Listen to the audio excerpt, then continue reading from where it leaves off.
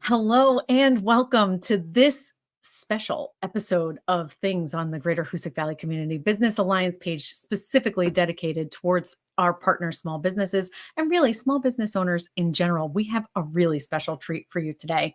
My name is Erica O'Hara. You can call me E. It's easier. Damn it. I want to do that over again. I hate that.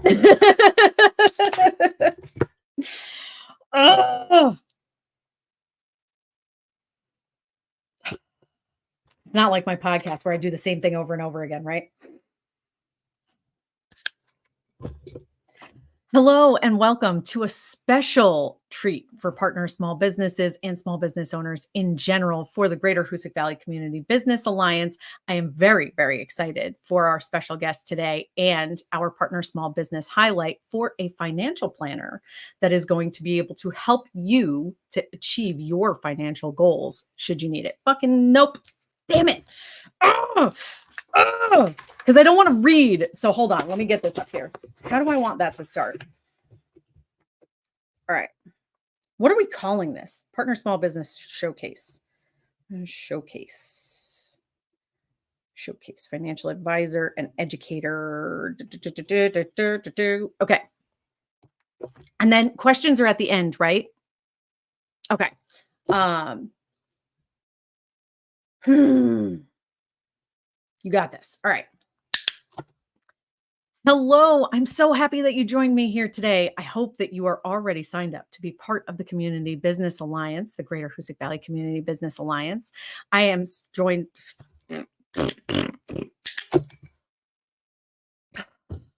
Hello and welcome to this Partner Small Business Showcase. We are very, very excited to have something very special in store for you. As a partner small business, we want to make sure that you get education that helps you to expand your business and the things that you are doing with it. And today we are going to be talking about the hard stuff, and that's the finances. I am joined today by Tanya Lipinski, who is a financial advisor and educator. He started this just a little over a decade ago. No. Yep, this is a waste. What is wrong with me? I can't get any of this done. What a waste. Tanya comes from a career in education and about a decade ago decided to shift into the financial sector because she was actually looking for someone to educate her in finances. And now she has paid it forward many times over and will continue to do so today to help others to understand finances. It's hard. It's the stuff that we don't talk about enough, but she's going to be able to get into the nitty gritty with you. And I am very, very excited that she is a partner small business that can help you along the way if you decide that you would like some advice. I am happy to bring up Tanya to the stage. Welcome, Tanya. Hello, Erica. How are you today? I'm great. How are you? I'm good. Well, thank you so much for being here today. I'm excited to be able to share your wealth of knowledge. Let's get your presentation up here on the stage so that everybody has the opportunity to gain everything from you today. Oh, sounds good. Sounds good. So congratulations to those of you today who are here because you're either building a business, running a business, or living your dream as a successful entrepreneur. And many of us love that creative side of producing inventory, product development, meeting with new customers, or even just helping others build their dreams. But when it comes to financial matters, entrepreneurs fall into different profiles. And that's why I love helping people look at their financial goals and their strategies. Now, we all know what we want to achieve, and it's that how to achieve that occasionally challenges us. So I find business owners who are either excellent at forecasting and meeting their business's financial needs, constructing those financial plans, calculating the return on their investment. And remember, that investment is time, talent, and resources. Now, also, some entrepreneurs are quite adept at doing the same with their personal or their family finances. Now, others are really great at those family finances, but have no idea if their business is financially balanced or when they will begin to see profits. Now, whatever category or profile you fall into, you may have some unanswered questions, or maybe just even know what questions to ask. And that's where I can help. Now, like Erica said, I do work with individuals, families, and businesses, helping them understand basically how money works and how we can get to that financial independence. So basically, how can you use your money and resources more effectively to achieve your financial independence? Now, I help people understand the fundamental elements of a solid financial plan, whether it's your family financial plan or your business financial plan. So, some of these elements you may have under control, others might be a little bit challenging. Let's just think of what some of those might be. Well, how can you get out of debt quicker and cheaper and stay out of debt by living in what we call the cash cycle? How about income protection? Many of us know that as life insurance. Do you need it? How much and for how long? What about legal protection? Do you have a plan, a legacy plan? Do you have a will? Do you have protection for yourself, your family, and your business? Insurance, something none of us like to talk about, but there's auto, home, business insurance, errors and omissions, all of that. Any claim or loss here could be devastating to your business or to your family. And then one thing that I love to talk about all the time is saving for retirement. Yes, yes, retirement is something we can achieve. And I want you to know that retirement is not an age. Retirement is a number. A number. How much do I need to have before I retire? Now, I know you're like a lot of small business owners. You love what you do and you never want to think about retirement. But I can share with you that it is possible and you'll want to start thinking about it.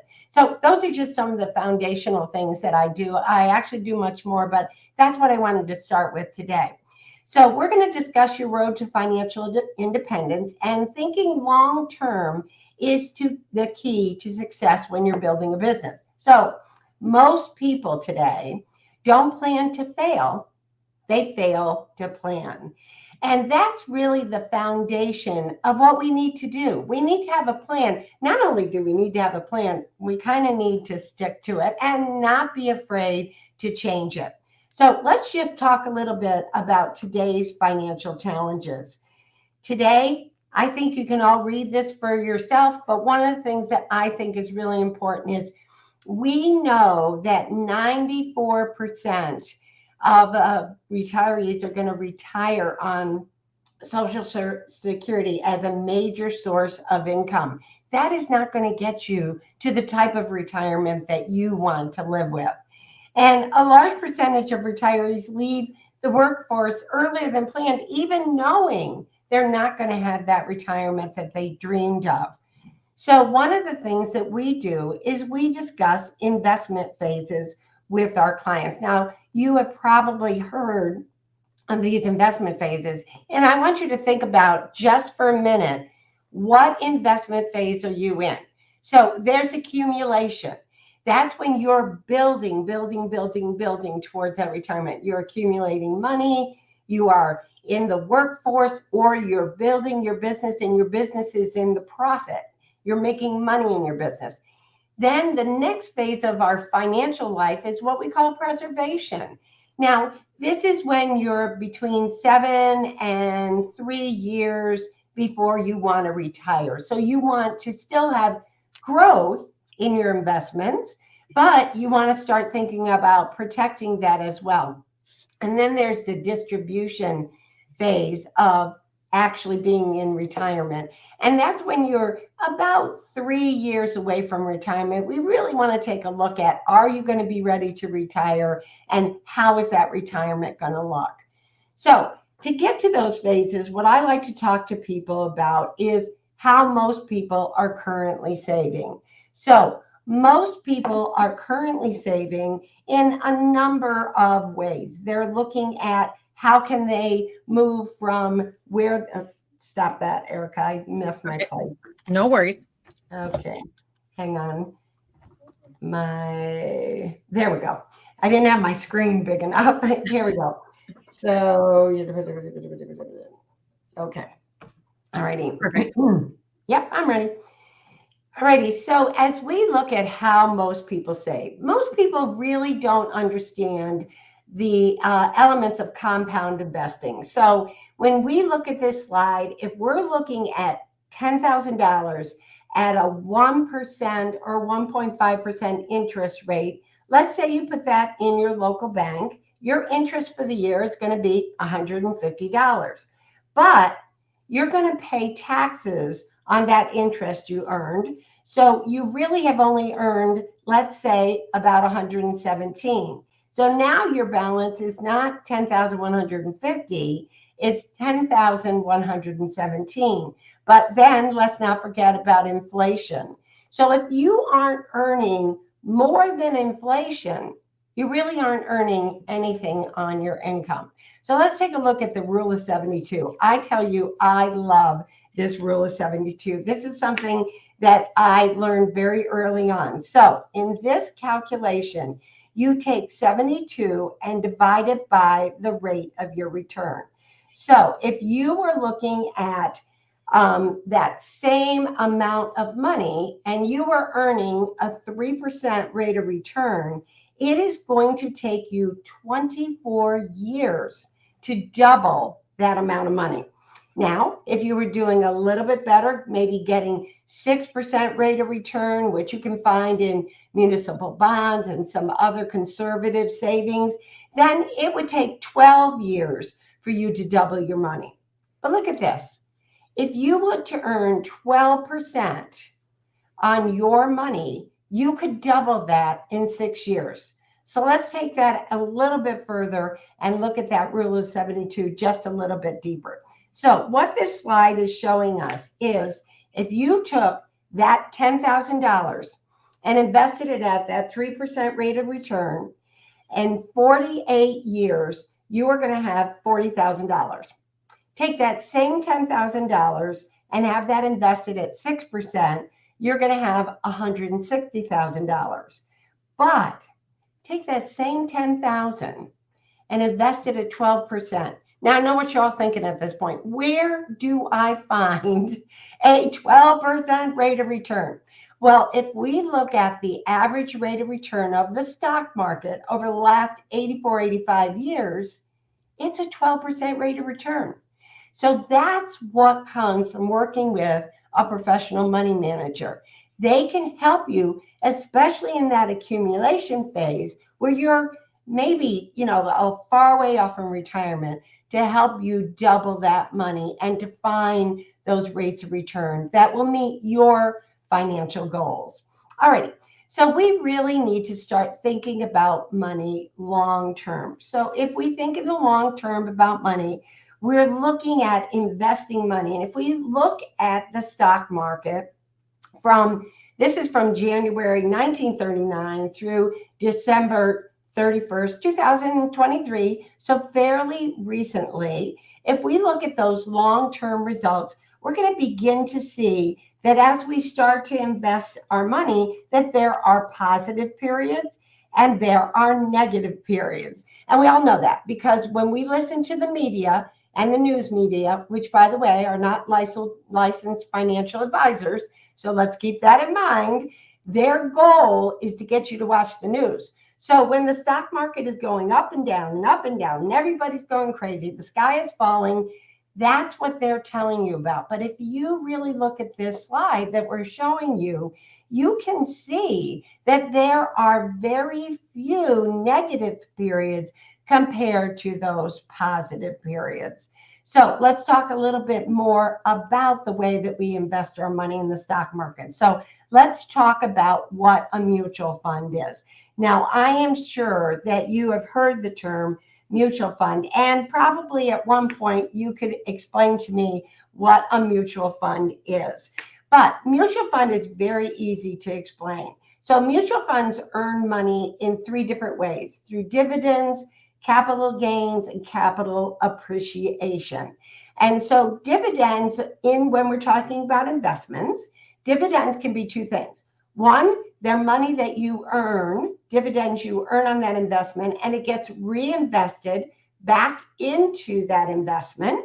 Capital gains is the money that you're making on that investment, and capital appreciation is the long-term goal as you're beginning to build your wealth.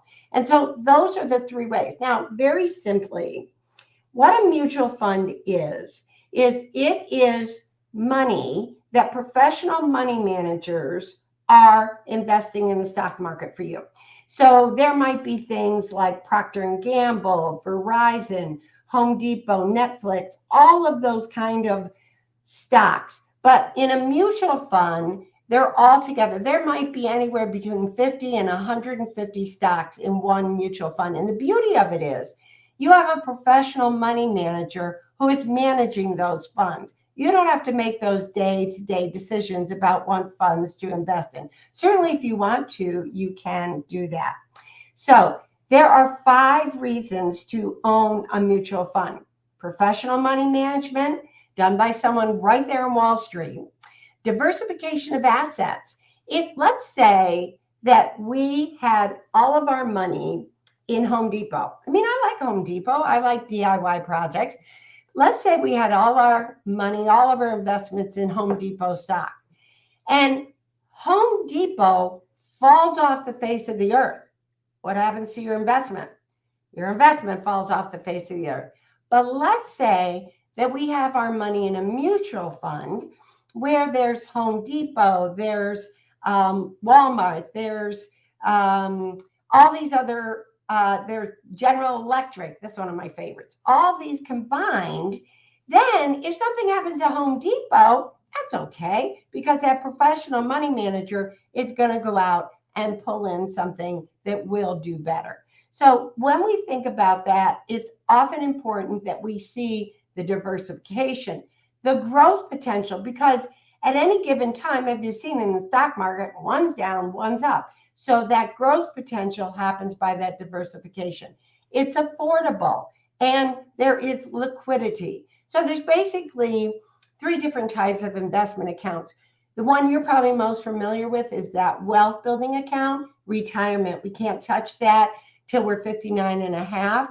And then there's straight investments that are liquid. So that's very important as we look at that. Now, I was talking about the headlines just a minute ago. So I want to talk for just a minute about investing with your head and not the headlines. And so if we look at this slide, remember I said that the average rate of return was about 12%. Well, this slide is saying that the average rate of return is 10.14% based on the S&P, which is Standard & Poor's 500 index, just something that measures the stock market and how well it's doing.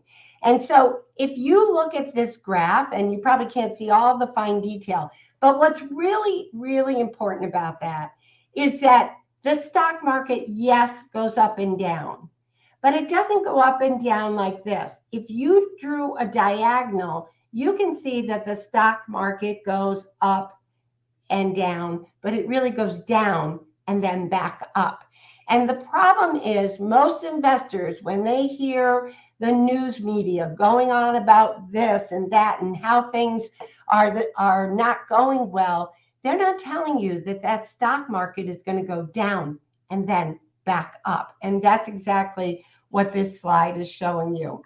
And again, as we move on to the next slide, what we're doing is really trying to take a look at that diversification. Okay, don't get overwhelmed by this slide, because the first time I saw this slide, I was like, oh, I can't use that. People are not going to understand that. But if you look at these market values, these total rate of returns, you can see that the ones that are highlighted in gold are sometimes, like if we look at in 1998 and 2008, you'll see a negative return. You see another negative return, and you can see what is impacting that. There was a financial crisis in 2008. Those of you who are close to my age remember that.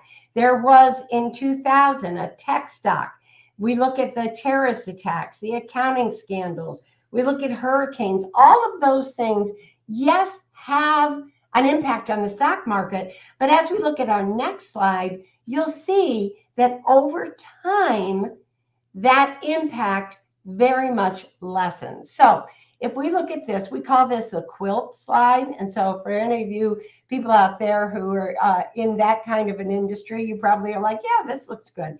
But if you follow, let's say we follow the blue squares, you'll see that at one time they're up, the next year they may be down, the next year, 2011, it's down further. And then you can see that blue going across from the year 2009 to 2003, 23, excuse me. And then again, you can see, let's look at the gold, large stocks. Now, let me just say one thing. When people talk about large cap, small cap, medium cap, very simply, large company, small company, medium company. Don't tell me. People want to use all these fancy terms in the financial industry. That's why I love teaching people. There's nothing fancy here. So that's what this slide shows. It shows you an opportunity that diversification brings to you, not putting all your eggs in one basket. So diversification is a time-tested principle. Now, the other thing that is really important is not paying the high cost of waiting. If you remember back in the beginning, I said that we also help people get out of debt cheaper and quicker. A lot of times what people will say to me, as soon as I get out of debt, I'll start investing. Okay, when are you going to get out of debt? So we'll look at when you're going to get out of debt, and we can get people out of debt quicker and cheaper, but that's a long way away. The secret to wealth and generational wealth is to simultaneously get out of debt while you're simultaneously building your investments. So if we look at this, not paying the high cost of waiting, we can see that if you start investing at a young age, you're going to build that maybe to that $470-some thousand. But if you start investing later in life, you're going to have to invest more to get those same rate of returns. So if you start investing $100 a month at a 9% rate of return when you're 27, your total investment is going to be that $471,000 when you turn 67. But if you wait just 1 year, when you turn 28, you're only going to reach that $430,000. Now, those of you who haven't started investing are like, I still think that's pretty good, $400,000. But I'm here to kind of help you think about that long range plan.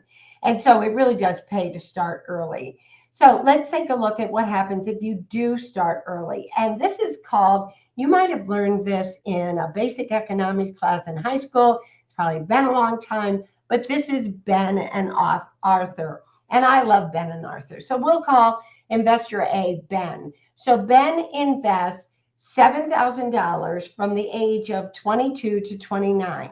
And then he stopped investing. I don't know why. Imagine how much money he would have had if he continued.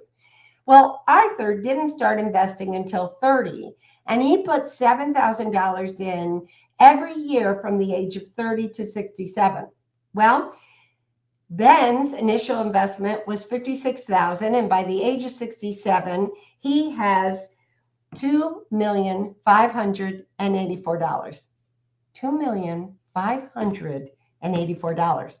Arthur invested $266,000, and he has $2,381,000. So that's pretty good. But you see that difference in the initial investment. He only put $56,000 in. So don't wait to start investing, whatever age you are, because you can catch up quite easily. So let's look at what type of investor are you.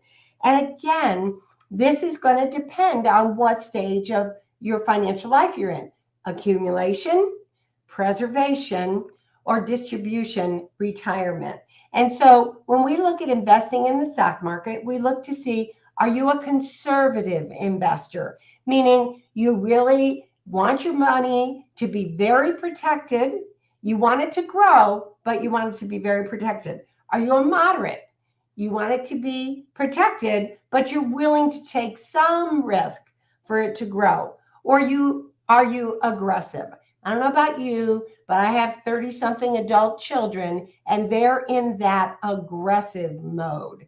And so sometimes when somebody's trying to pay catch up, we'll go between that aggressive and moderate. But again, it is based on your goals and what you need.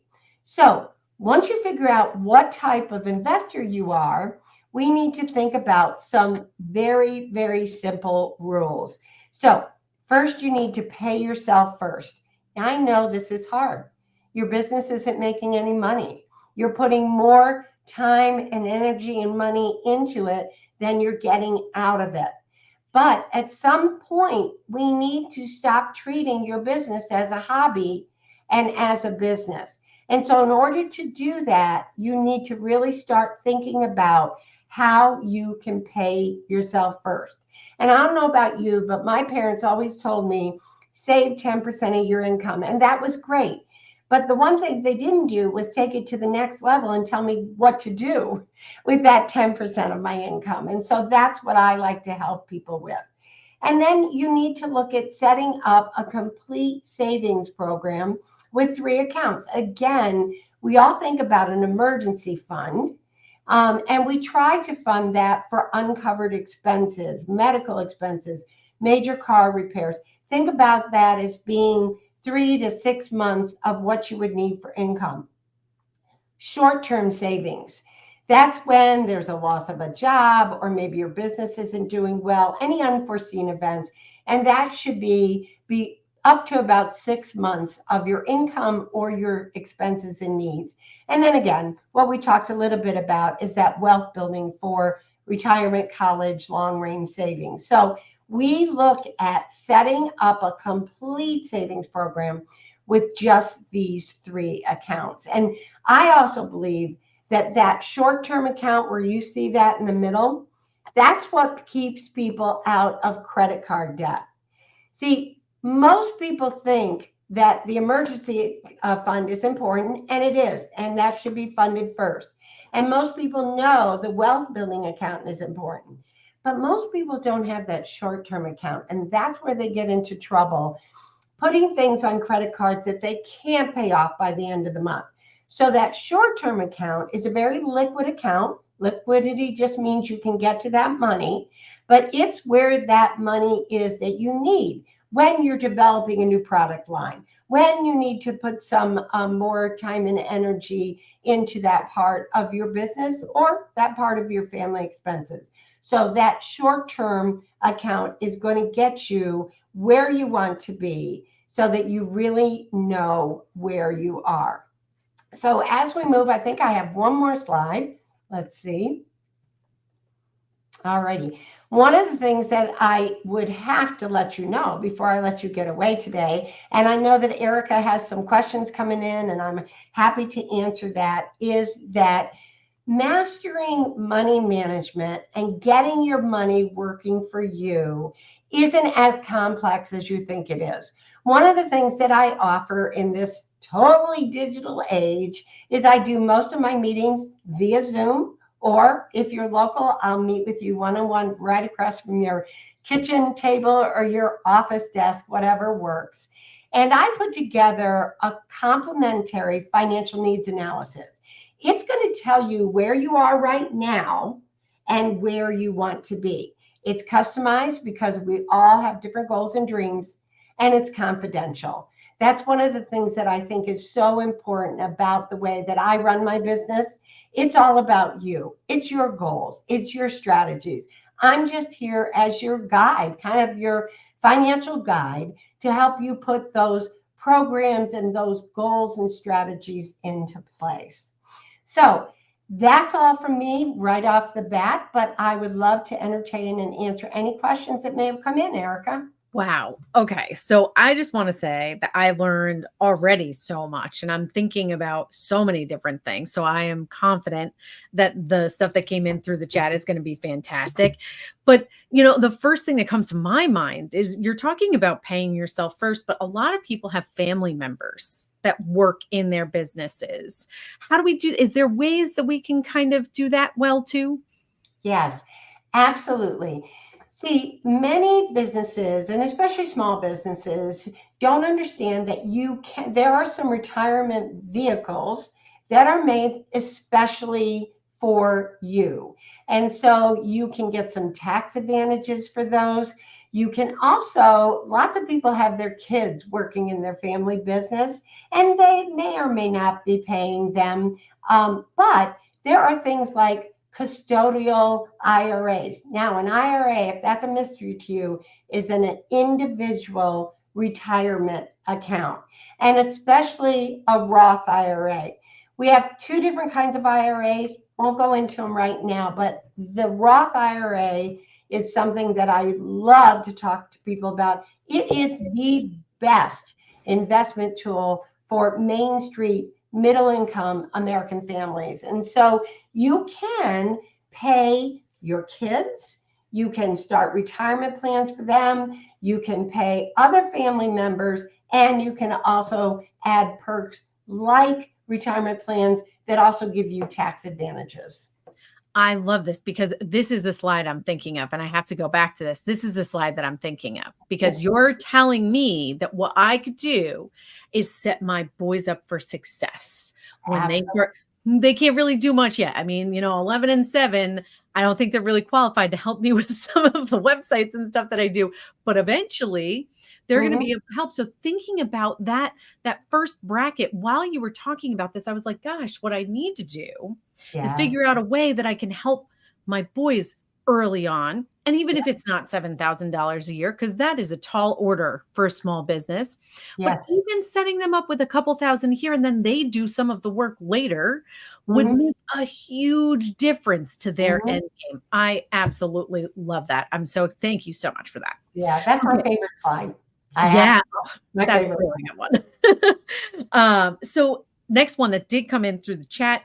Isn't it better to get out of debt first before saving? And I kind of agree with that one. That so much common wisdom tells us that you shouldn't be saving until that debt is gone.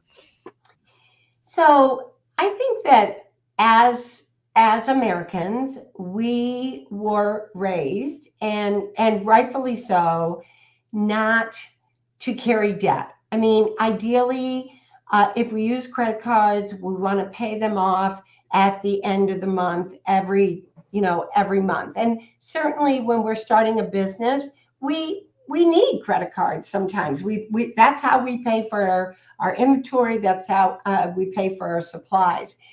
But it's a philosophy that we kind of have to reverse, because if you don't do both things simultaneously, pay off debt, but take advantage of that Ben and Arthur example, which is compound interest. So here you are paying interest on your debt, but you're not earning any interest on your savings. And you're just not going to be able to get ahead, because savings and investment are over time, where debt should be short-lived. So doing both simultaneously, not being an extremist and saying, okay, I'm going to, go on a starvation diet. We're not doing any home improvements. We're not going to do this, that, so that we can pay off this debt and then start to invest, isn't going to get you where you want to be. And some people carry, let's look at the biggest debt that people carry, and that is usually their home.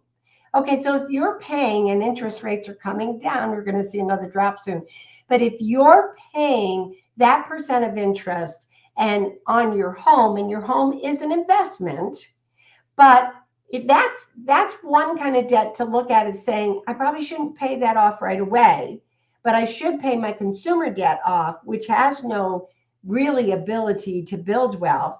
And then simultaneously, like you said, maybe it's not $7,000 a year, but maybe it's $100 a month. I mean, just starting there, you're going to see the advantages of compound interest. And one of the things that we'll do is we'll help you see, where can you cut expenses. I help people, 1 out of 4 families I work with, I help them cut expenses on their auto, home, and life insurance. So that is where if we can help you cut up expenses, develop a spending plan, we should be able to help you free up more money to invest and save. I love that. It's a very balanced approach. You're looking at the long game. Mhm. Anytime you do those too stringent decisions, they don't last long term. That's the reason why starvation diet, crash dieting does not function. You need something that is sustainable. So that's what this sounds like. It is. And you need one thing that we really have to appreciate as business owners, and I am, is to see a sense of accomplishment. If you don't see that money building towards your retirement, towards you getting out of debt, if you don't see that building, you don't have a sense of accomplishment. I mean, think about how good you feel or you felt when you sold your first product, or you just started a service industry and your clients started referring people to you. You got that first referral. Building wealth gives you a sense of accomplishment and knowing that you're building towards something. It's like a financial GPS. Oh, I love that. It's a roadmap. Perfect. Mhm. So somebody asked about deferment of taxes for retirement savings and whether or not it's better to do that.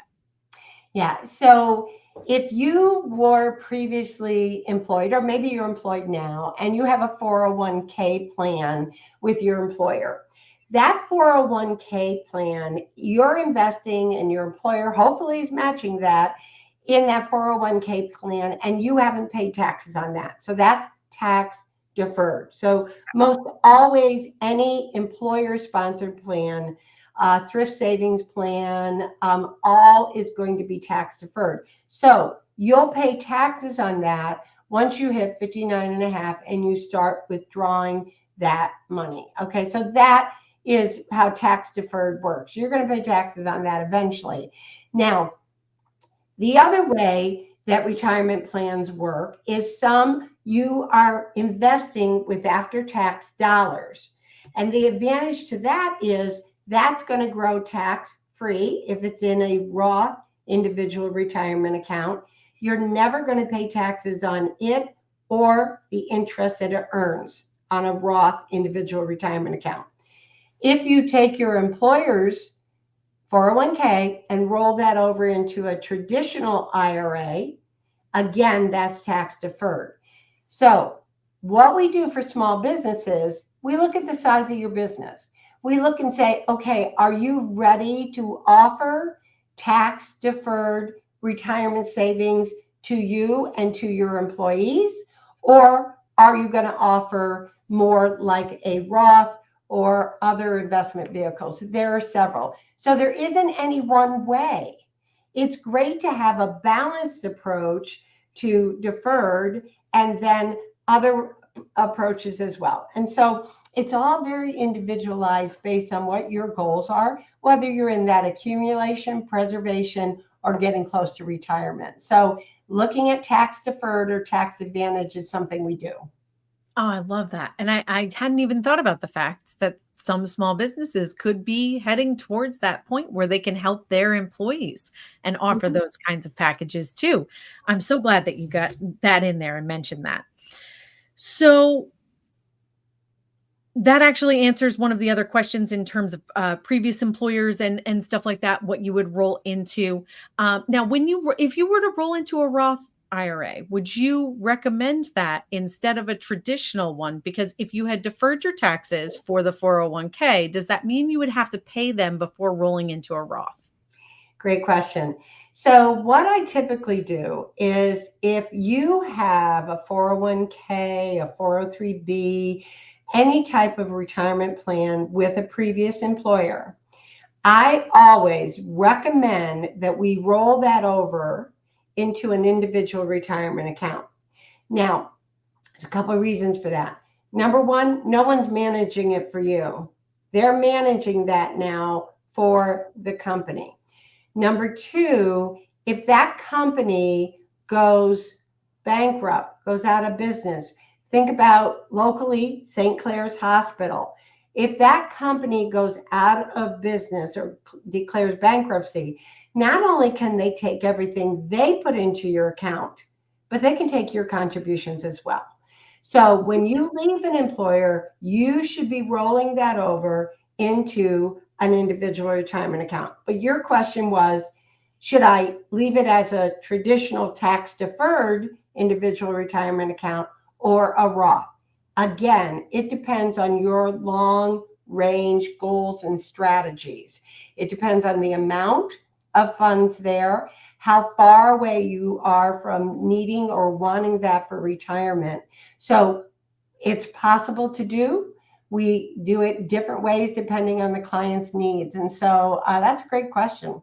Wow, I had not thought about the fact that if the company went toe up, that you could lose everything that is inside of it. So that's even more of an incentive for anyone who has a 401k or 403b that's floating around out there to make sure that that is getting managed to where that is not a possibility, and roll that over. Wow. Yeah. I mean, you just unlocked a new fear for me, my friend. Oh my goodness. Oh, Oh.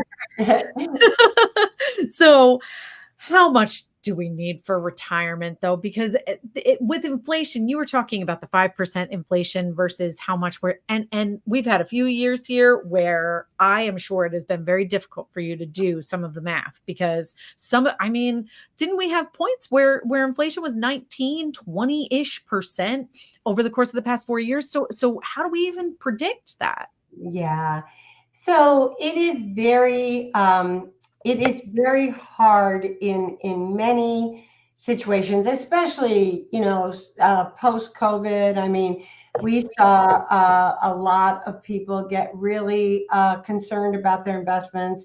I will say, quite honestly, most of my clients didn't even reach out to me. I reached out to them, and they were feeling fine because they had been taught and they knew that we're in this for the long haul. And this little blip with rising prices and investment changes is not going to impact their long-term strategy. And I tell you, that just made me feel so good that they knew I was there, but they were not panicking because they understood how investments work and how interest on your credit cards are bad, but interest on your investment account is good. So one of the things that we do is we help people understand what their financial independence number is. We call it a FIN.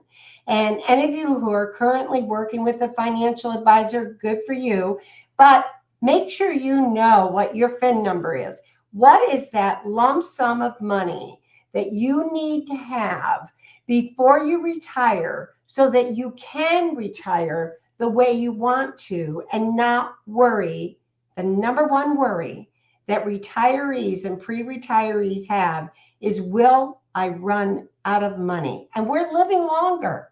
We're living longer. And so one of the things that we need to understand is, how can I not run out of money? So our financial independence number is the most important number you should know. What is that lump sum? And so we have our digital program calculates in all the historical perspectives of inflation, of all of those things between now and when you want to retire. And we can actually come up with a monthly number that you need to save to get to that retirement. And once you know what that number is, even if you can't meet it in the first 2, 3, 4, 5 years of your business, but you now have a target.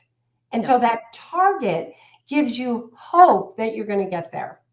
I love that. And our alliance, our goal is to make sure that they're making more money. Each of these partner small businesses is getting uplifted over the course of time.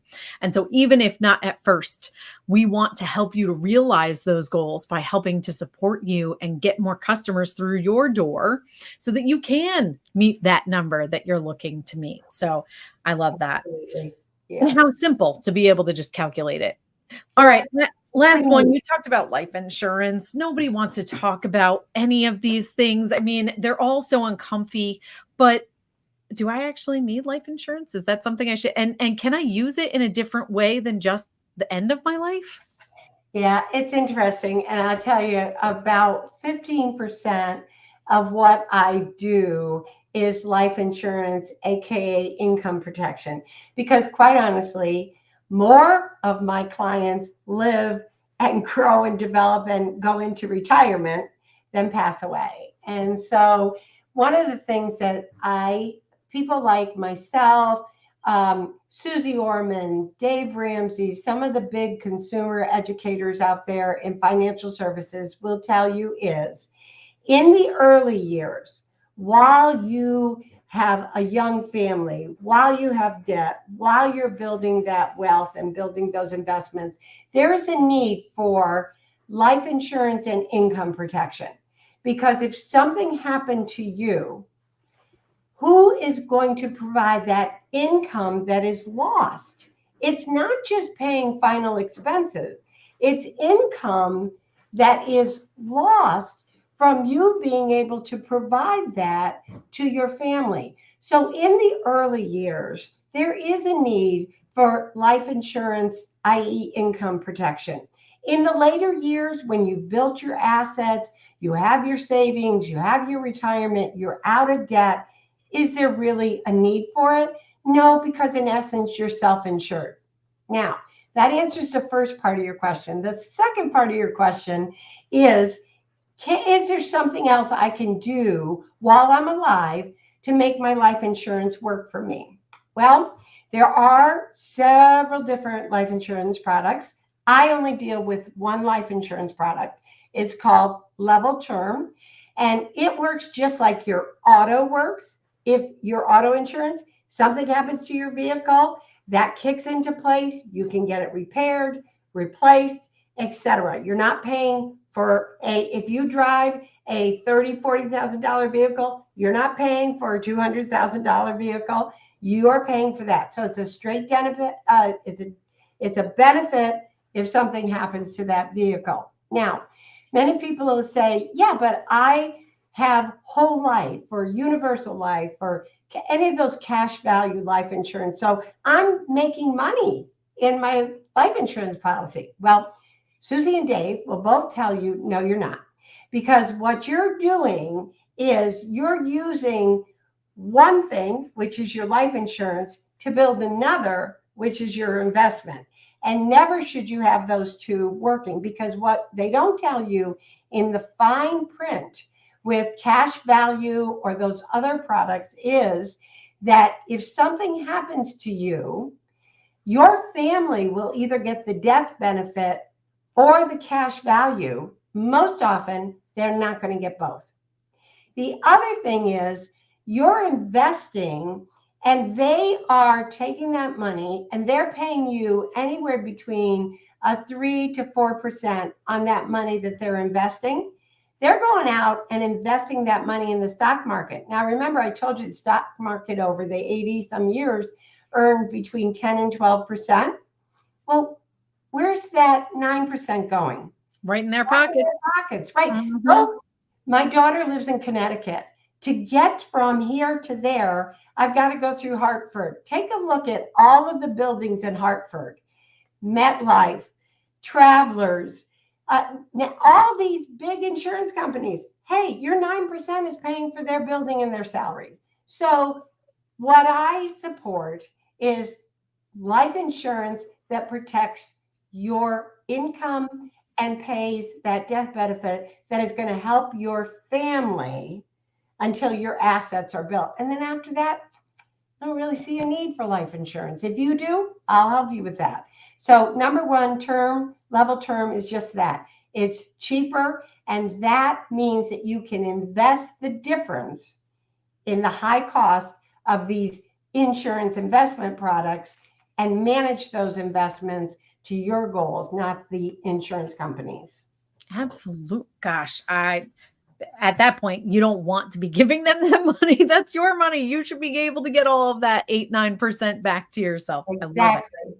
Wow. All right. So we are now coming to a close. We've gotten through all of our questions, but if you have more questions, you should pop them in the comments here. And if you have more questions that you want answers to right away and you want to connect with Tanya so that she can sit down and help you look at your own personal financial current state and what your vision for the future might be, how should they get a hold of you, Tanya? So through the Alliance is one way to get a hold of me. I also, you can just Google me. I have an office in Clifton Park, New York, plus a home office in the booming metropolis of Johnsonville, New York.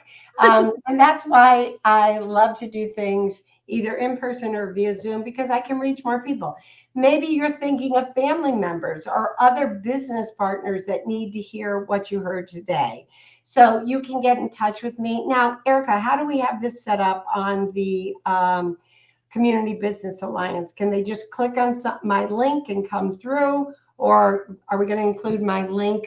I have a Calendly scheduling link and a website. Yes, perfect. And I'm just going to So we're going to link all of that information below so that you have it. You should be able to find her link to her Calendly and all of her schedule as well, if you'd like to go directly there, as well as to subscribe to her newsletter on LinkedIn. We'll provide a link to that. If you are looking to just kind of stay up to date, you're working with somebody, but you're not really sure, if you're just not quite ready, just make sure that you're soaking in all of this information, because her newsletter is so informative and really helps you to stay abreast of changes in the financial industry. Because as much as things do over the course of the long haul flatten out, there are important changes, and you do keep everybody updated. And I really appreciate that.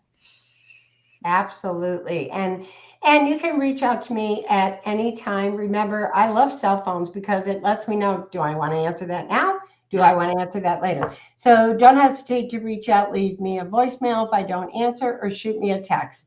Again, if you can't tell, I love that I changed careers close to 10 years ago, and now I'm working in my community. I mean, I get so excited when people have a big change in their life and they call me and say, we're getting ready for my daughter's wedding. Remember that account we set up? Or Johnny's ready to go to college. Remember that account? Or I'm going to retire next month.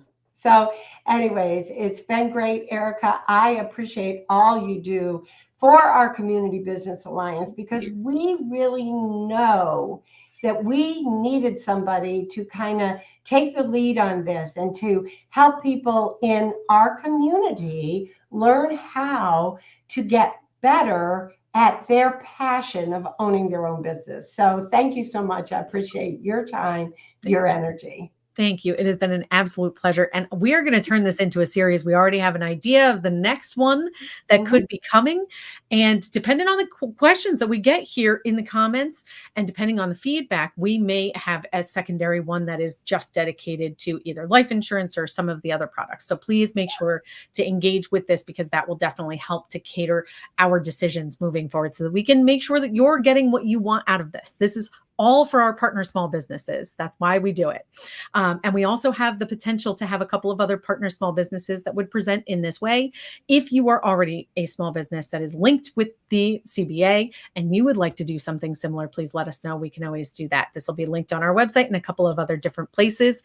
But Tanya, thank you so much for all of the information, for all of your wealth of knowledge, and sharing that so willing with us today. Absolutely wonderful to do. Thank you. Thank you. Take care. Bye. Oh. All right. Of course, this messed up right at the end. Okay. So now we're offline.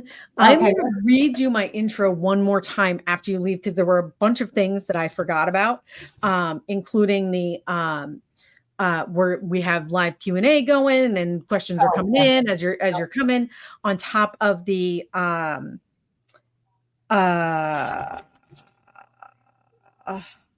understanding the separation of your business income and your investments and your personal finances and all of that kind of stuff. So I'll definitely re-record that. But this went great. You did such a fantastic job. Thank you so much.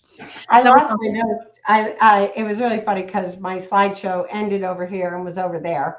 But was there any part that you thought I needed to redo? No. I really don't. I think you did great. And there was only like 1 or 2 times that you had to tell me to advance the slide. So I feel like that the notes were so good that it was easy to keep up in terms. It was really pretty easy. And I try not to read slides to people because, it's why did you make the slide if you're going to read it to them?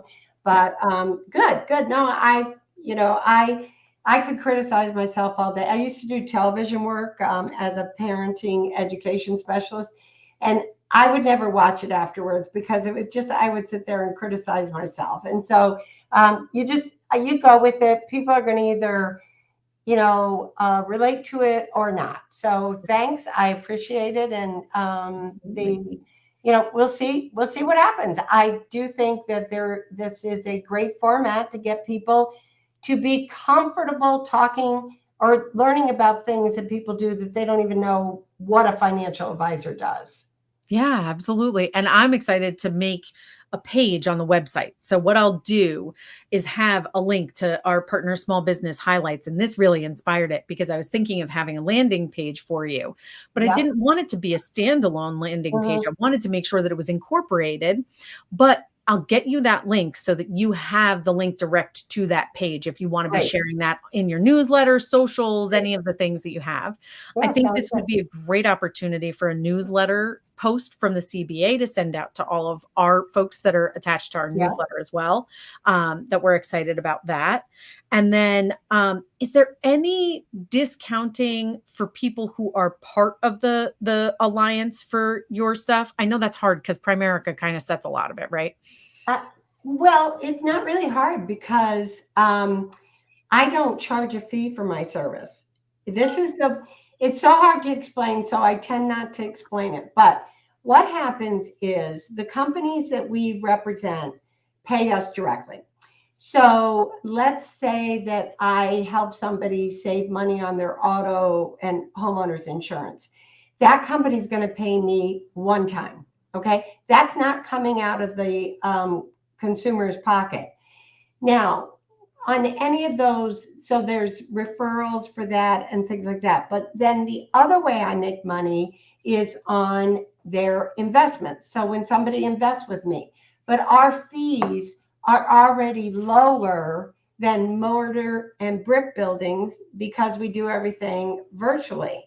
So we're really extremely competitive, and Primerica sets those fees, or my local, I have some flexibility, but I will tell you, I don't even charge myself a lower fee. I manage all my investments.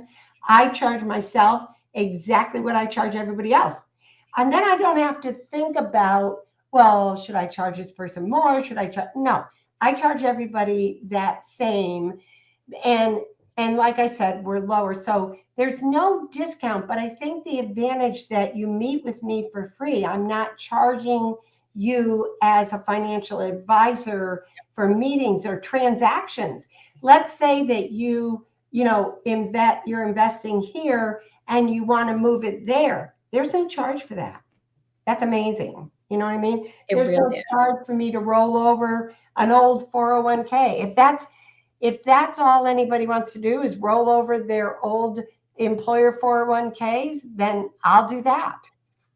You That's know, awesome. so there isn't a fee for my service. I intentionally left that out because that brings up the question, well, how does she make money?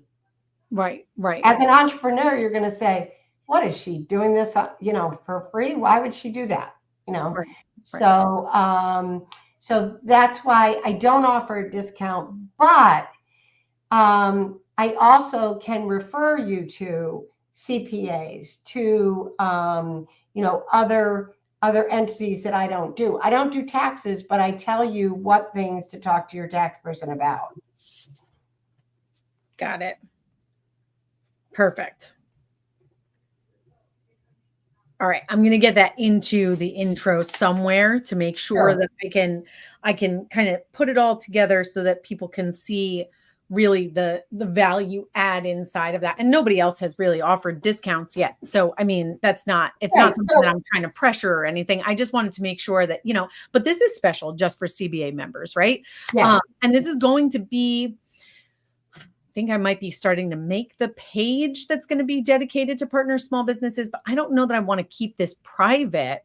I think I want this to be a public page that anybody who comes to this, even somebody who might be shopping from partner small businesses, would see this, because even if it's, and that's, I kind of want to put that in the intro too.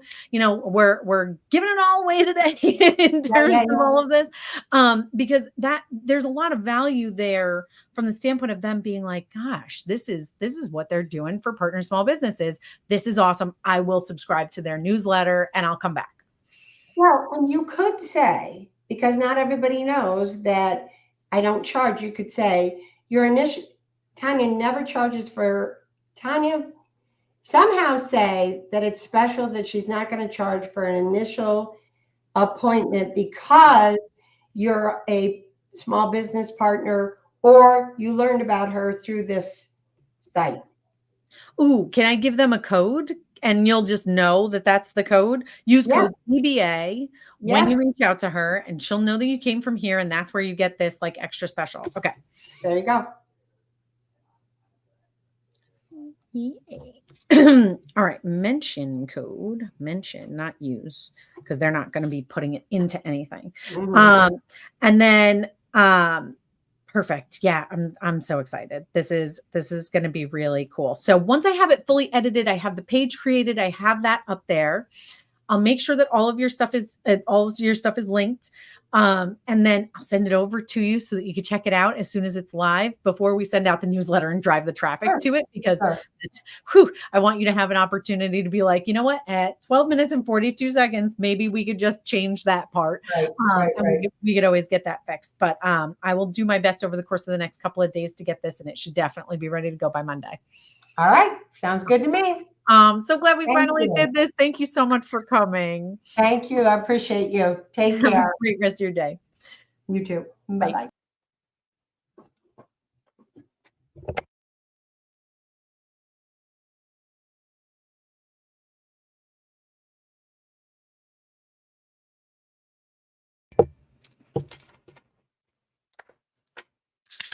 Redo intro. Hello and welcome to this exciting opportunity for.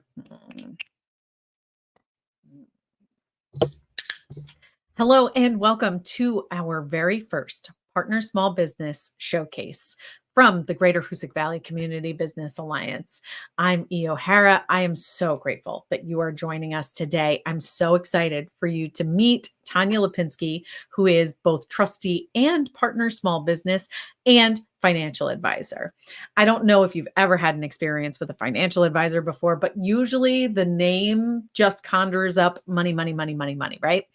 A lot of which you're going to spend just to be able to have a conversation before you can make the money and save the money and do all of those things. Well, today we are giving away the ghost. We're giving it all up for free. And that is because Tanya has a passion for educating about finances and making sure that everybody has access to this information. She wants to make sure that you, whether you are a partner small business or you are someone who is visiting this page because you are supporting partner small businesses, have what you need to have financial freedom and to build wealth over the course of your lifetime.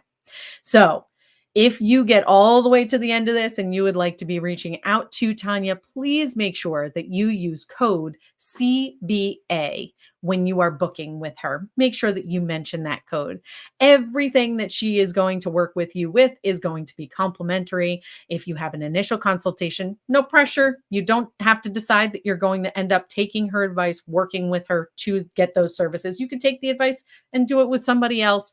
It is all free and clear for you.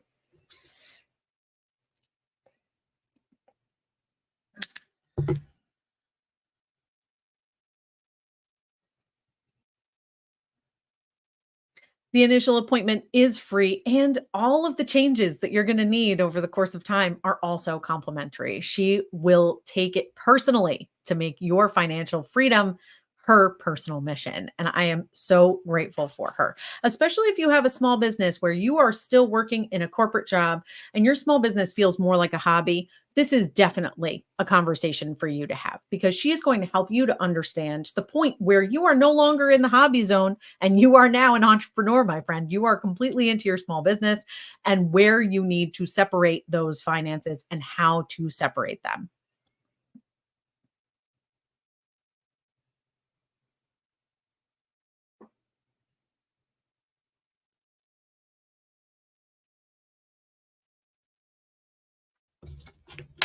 Get that out. Especially if you are still in a corporate job or you just left a corporate job and you have some investments that you need to do something with. Tanya unlocked. No, I can't say that. Tanya is the perfect person for you to be able to work with to get that fixed. God damn it.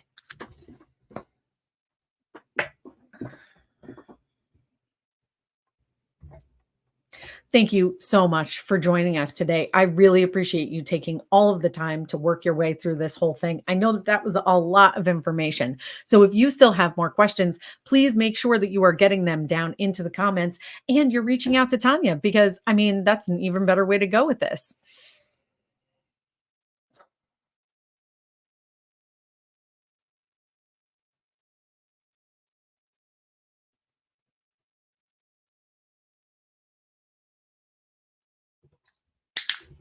We are live. So if you have questions, you should be popping them into the chat. I will be curating them over the course of this presentation and helping you to get your voice heard and giving them to Tanya at the end of her presentation so that we can understand a little bit more. So if you have those questions, make sure that you're getting them in and we are going to get them answered. If it is after the live recording, you can still do that. You can still get your questions into those comments and Tanya will do her best to answer them. It may require a meeting to be able to answer a longer question, and that is totally okay. She can let you know that, and you can always follow up with her on the other side. If we end up being able to do a part 2 of this because of all of the comments, that would be fantastic too. If you like somebody else's comment and you have that question as well, please make sure that you are liking that. That will be very helpful. Please make sure that you are liking the comments that you also want to see asked because that will help us to tailor our education for you in the future.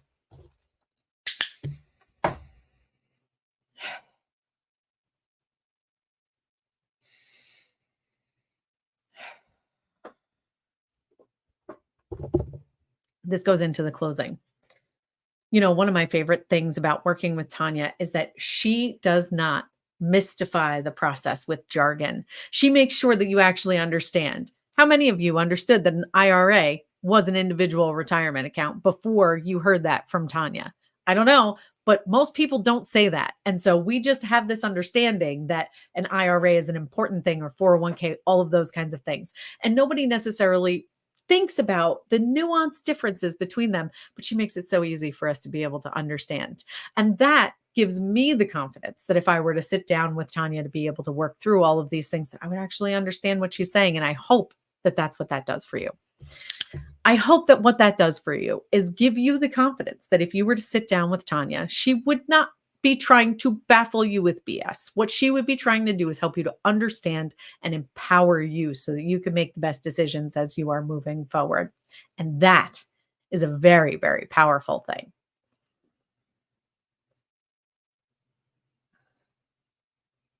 If there are tax ramifications that come about decisions that you're making, she can also help you to understand what they will be. She's not a while she is not a tax professional, she will make sure that she directs you to the proper people, CPAs, and all kinds of things. So if you haven't made those types of relationships here locally, she will absolutely have another local small business that you can help with your local small business in the absolutely perfect little way that we are going to continue to feed this ecosystem. And we are going to walk in alignment with our values. We're going to walk our talk as small businesses, and we are going to use small business services and shop for small business goods as part of this alliance. And this is definitely one of the areas that we could do that. Thank you so much for taking the time to be with us today. If you are not subscribed to our newsletter, please make sure that you do so before you get out of here. And if you're not following us on socials, seriously, what are you waiting for? Make sure that you do that. And if you are a partner small business and you need anything from me, please make sure that you are reaching out. Please make sure that you are reaching out to info@ghv.cba.com. Is that right? Please make sure that you are reaching out to info@ghvcba.com. Thank you so much. Be well, my friends.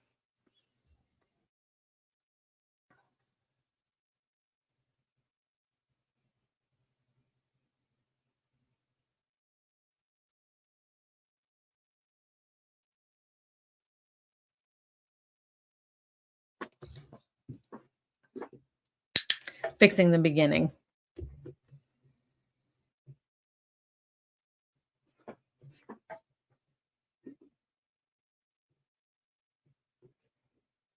Once you pay yourself from your business, we are no longer talking about your business finances. We are talking about your personal finances. And there are definitely things that Tanya can help you with on the business finance side and the personal finance side. So I am so excited that you're here today to be able to soak up all of her knowledge and to gain.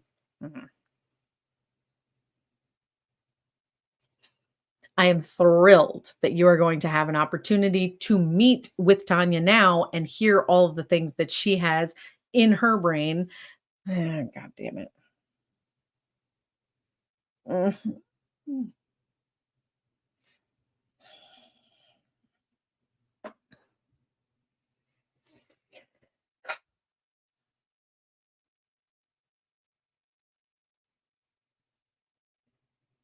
Both business and personal finances obviously are important to small business owners. And if you are not a small business owner and you are someone who is a small business lover who has decided to stop by and watch this still definitely counts for you. This is definitely something you are not going to want to miss. This is basically like having your first sit down with a financial planner without having to pay for it. And you still wouldn't have to pay for it if Tanya would be the one that would be coming to you. So thank you so much for being with us. All right, I'm going to shut up because I have nothing new to say. Perfect. Okay, thanks. Bye. E out.